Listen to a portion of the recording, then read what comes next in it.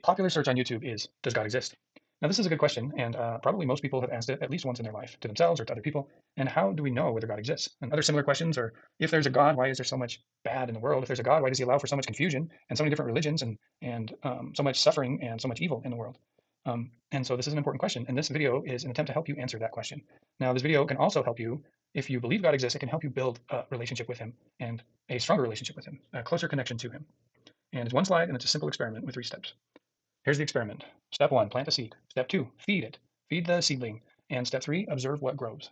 Okay, so what does this mean? So plant a seed. I'm going to offer up a couple things you could do to plant a seed. But before I get into step 1, I just want to explain that God is good, and all good comes from God.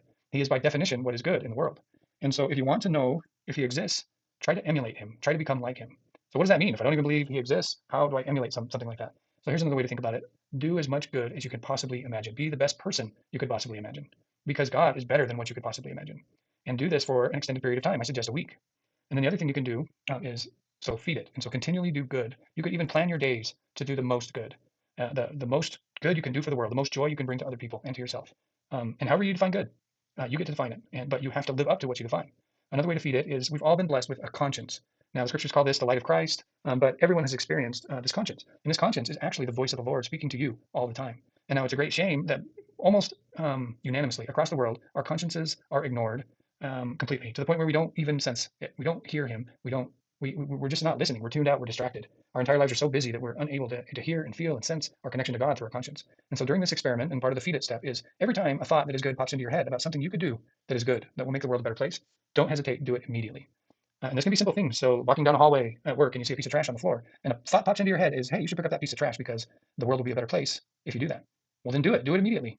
One good way to know that your conscience is talking to you is if a good thought comes across your mind and you are, it's counterbalanced with thoughts of excuse of why you don't have to do it, or why that's a crazy thought and I shouldn't do that, or that's embarrassing, or whatever. That's a good sign to know that it is a thought from God, a message from God himself to you on one thing you can do to make your life and the lives around you better. Okay, so do the best you can all the time and follow your conscience all the time. That's the experiment. Now I invite you to do it for a week and observe what grows. This is step 3. See how your life has changed. See if you have a closer connection with him. If you see any benefit at all from doing this experiment, then I invite you to do it for another week, and then another week, and then another week, and get more intricate on your plans on how you can be better, how you can do more good in the world.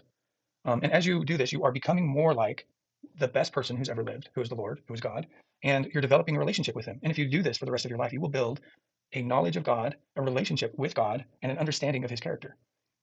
So that is the invitation. Plant a seed, feed it, and observe what grows. A popular search on YouTube is, does God exist? Now, this is a good question, and probably most people have asked it at least once in their